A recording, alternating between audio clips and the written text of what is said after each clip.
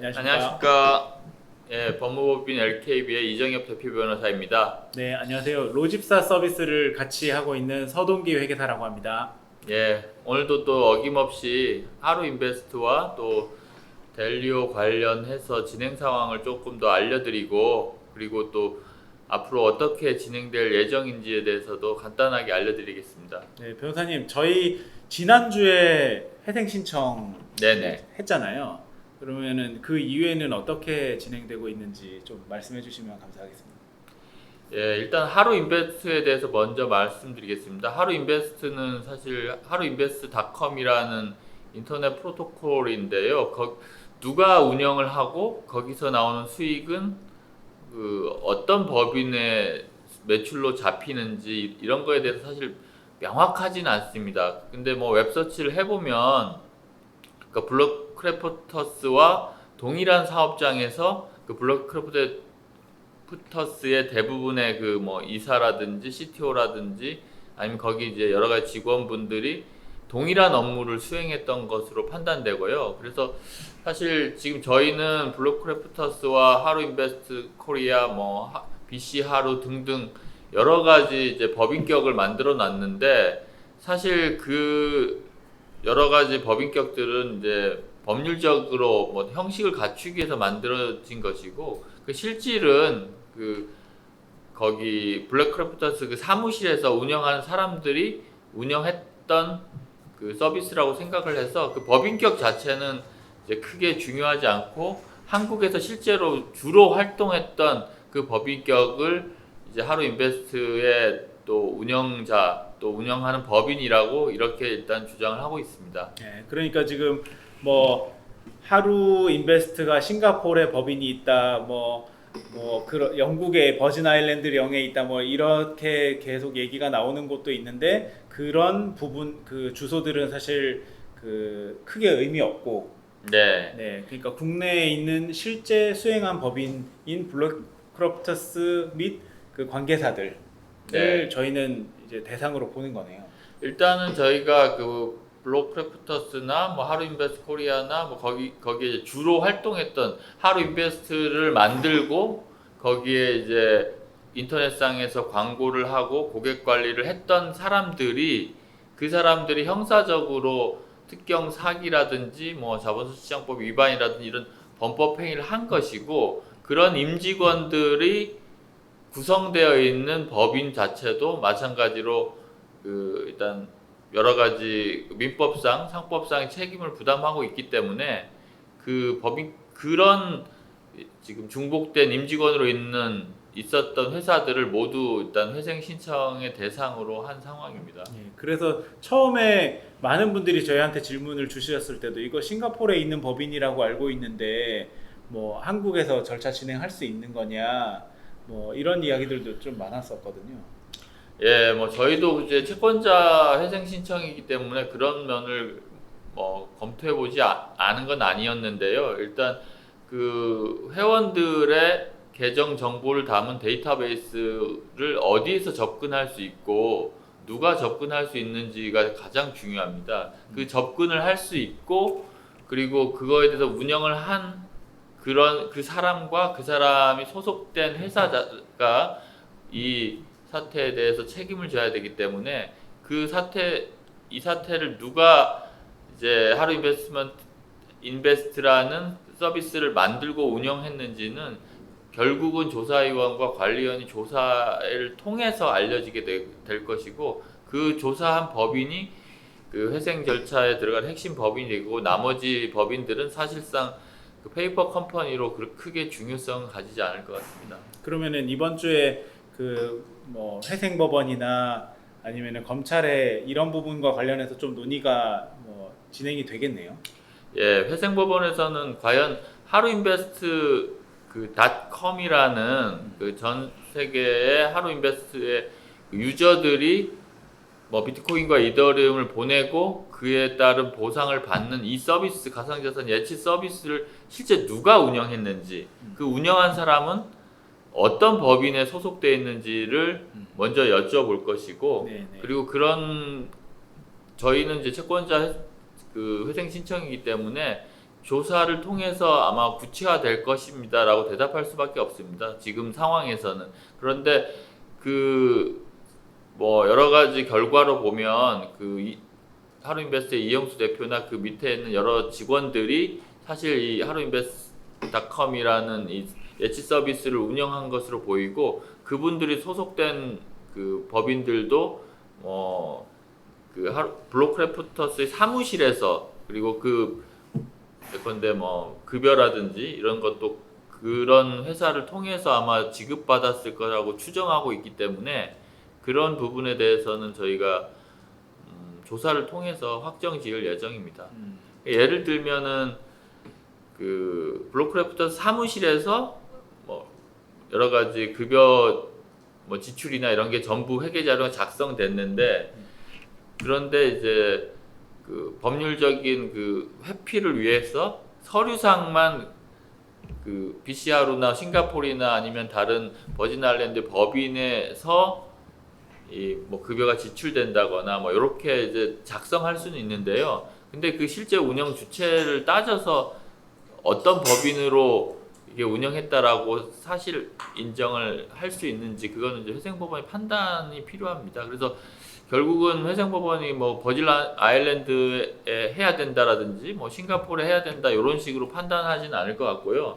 실제 영업장이라든지 실제 행위가 일어난 것이 한국이기 때문에 한국에서 어떻게든 이 절차를 진행할 것으로, 그리고 데이터베이스에 대한 어떤 접근 권한도 한국에서 가능하기 때문에 한국에서 진행할 것으로 생각하고 있습니다. 지금 근데 뭐 임직원들 다 그 해고를 하고 실질적 거의 휴업에 들어갔다, 뭐 이런 이제 기사들도 좀 보이고 있어서 자료 협조가 좀 우려가 되기는 하겠네요. 예, 그거는 뭐 좀 상당히 좀 안타까운 상황인데요. 이런 어떤 큰 피해를 발생시키고서도 오히려 이 피해를 회복시키고 이거에 대한 어떤 사태를 좀 정리하려는 노력을 당연히 해야 되는데, 오히려 덮어버리려고. 예, 정보를 알려주지 않고 이제 회생이나 파산 절차를 또 순차적으로 또 안정적으로 수행해서 유저들의 피해를 최소한으로 하려는 노력을 하지 않고 있는 게 가장 큰 문제입니다. 그래서 관리인이나 조사위원이 선임되면 해고를 했다고 하더라도 그분들을 연락해서 지금 피해자들을 위해서 좀 도움이 필요하다라고 연락을 해서 그분들을 이제 관리인이 별도로 또 채용을 할 수 있고요.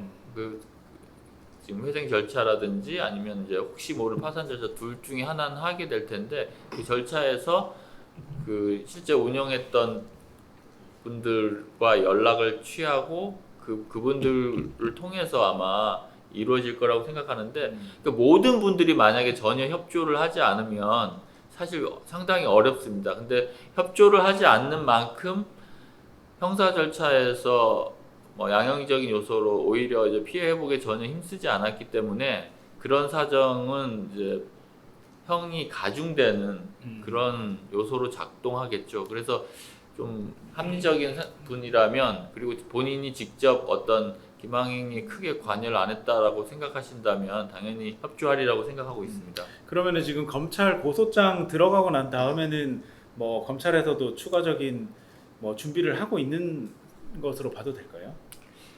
예, 그 검찰에서도 이 사건 같은 경우에 뭐 수사가 쉽진 않은데요. 지금 저희가 낸 고소장을 검토하고 조만간 이제 고소인의 의견을 청취하는 그런 자리를 아마 마련할 것으로 생각됩니다. 그래서 고소인 의견을 듣고 지금 과연 어떤 형식으로 이제 그 서비스 자체가 기망이라고 볼 수 있는지에 대해서 그 판단이 서면 여러 가지 뭐 데이터베이스나 아니면 회계장부 등을 뭐 압수수색할 수도 있고, 지금 피고소인으로 된 사람들과 연락이 되면 그 사람들을 이제 소환할 것으로 생각합니다.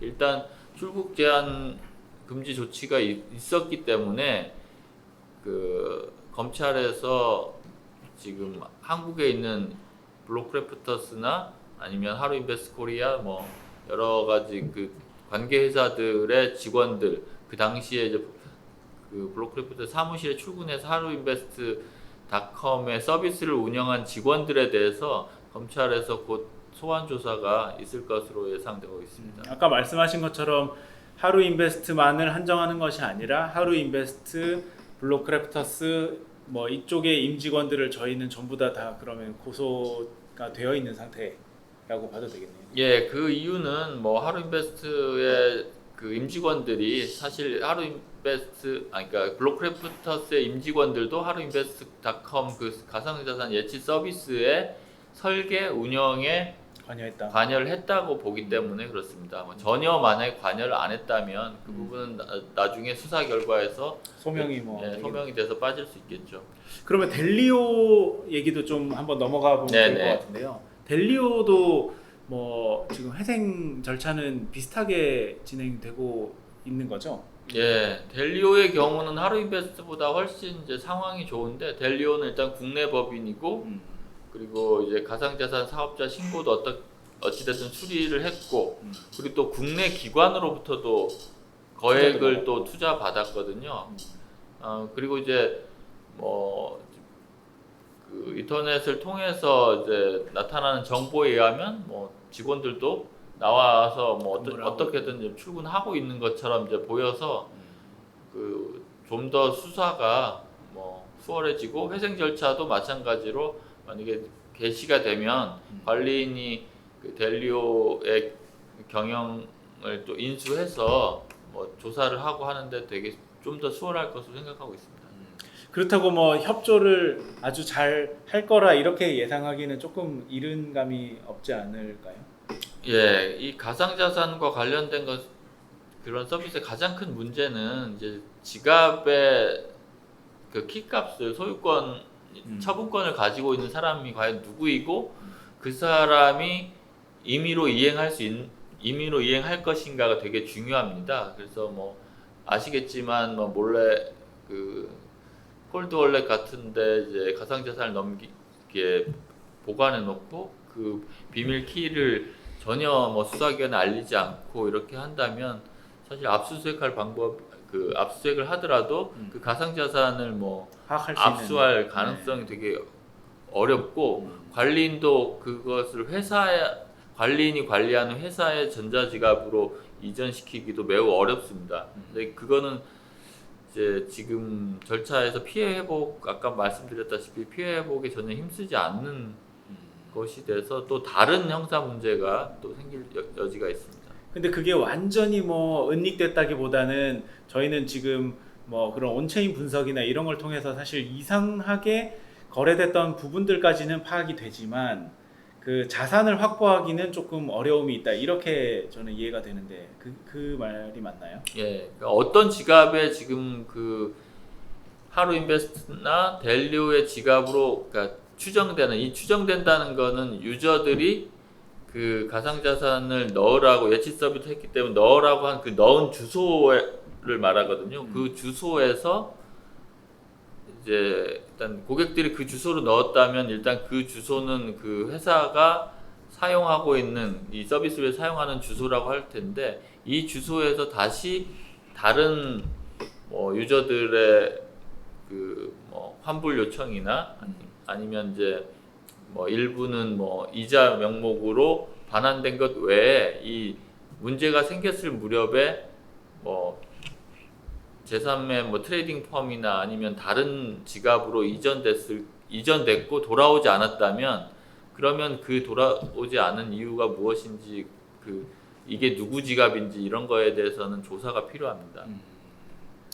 KYC가 잘 안 돼 있는 게 참 문제가 나중에 많이 될 것 같긴 한데요. 그 거래소들이 아마 협조가 많이 필요하다고 생각합니다. 이번 주에 또 저희가 진행을 하면서 또 여러 가지 상황들이 또 바뀔 테니까 그런 부분들은 또 대표 변호사님께 저희가 또 계속 이렇게 여쭤보고 또 답변을 또 들어서 설명드리도록 하겠습니다. 그 대표단이나 뭐 피해자 뭐 회복을 위한 뭐 비대위 같은 거 항상 이런 경우에 뭐 비대위나 뭐 대표단이나 뭐 이런 그런 단체가 뭐 그냥 생길 수밖에 없는데 뭐 정보 제공을 위해서 뭐 그렇게 하고 이제 아까도 말씀드렸다시피 뭐 기존 경영진이 정보를 제공하지 않으면 사실 그 회사의 정보에 접근하기가 너무 어렵기 때문에 당연히 이제 대표단이나 이런 게 생깁니다. 그런데 지금 상황은 뭐 대표단이 회사와 어떤 얘기를 해가지고 그 회사가 뭐 출금 제한을 풀어준다거나 이렇게 할 수 있는 상황이 아니고요. 일단 그 회사 자체는 고객들의 자산을 모두 돌려줄 수 없는 상황에 이르렀다. 그렇다고 하면은 이게 회사가 임의로 뭐 대표단의 일부나 뭐 이렇게 고객들 중에 일부에 대해서만 먼저 변제하는 것은 이제 편파 변제가 돼서 나중에 그 회생 절차에서 오히려 큰 문제가 될 수 있다는 점을 알려드리겠습니다. 그래서 저도 대표단 뭐 이렇게 그 계신 분들 이야기 들어보면 그분들 되게 고생을 많이 하시는 것 같고 그분들이 뭔가 경제적 유인 때문에 하시지 않을 거라고 생각이 되는데 그 고생하신 것만큼 실제 이 절차 안에서 과연 효과가 있는가 이런 부분에 대해서는 좀 우려가 되더라고요. 그 아무런 법적인 권한이 없는 상태에서 어떤 걸 계약으로만 할 수밖에 없거든요. 법적인 권한이 없기 때문에. 그러면 지금 회사와 어떤 합의라든지 계약을 통해서 이 문제를 해결할 수 있냐면 해결할 수가 없거든요. 그래서 사실 저희는 뭐 무익하다고 보고 뭐 대표단이나 뭐 대표단들이 있는 뭐 SNS 방 같은 데도 아예 참여를 안 하고 있습니다.